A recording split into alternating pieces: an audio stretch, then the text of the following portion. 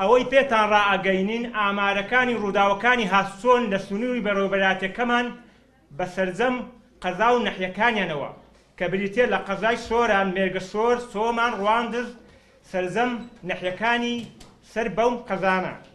لە ڕۆژی یەکەمی نەورۆز 6 ڕووداوی هاتچۆمان هەبوو کە بەگشتی لە ئەنجامی ئەم ڕووداوانە کەوا ڕووداوی جۆراوجۆم لە زۆری پێکدادان شێلان لە دەستدانی کۆنتڕۆل بەداخەوە 2 هاوڵاتی جانی لەدەستدا و 7 هاوڵاتی تریش بریندار بوون.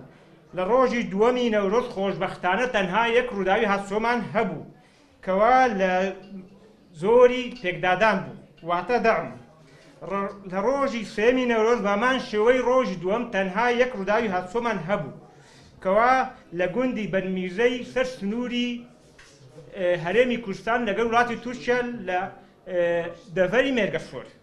و لە ڕۆژی چوارەم 2 ڕووداوی هاتچۆمان هەبوو، ڕووداوێک لە زۆری لە دەستدانی کۆنتڕۆل و ڕووداویش لە زۆری پێکدادان و تامپۆنکردن لە نێوان 2 ئۆتۆمبیل.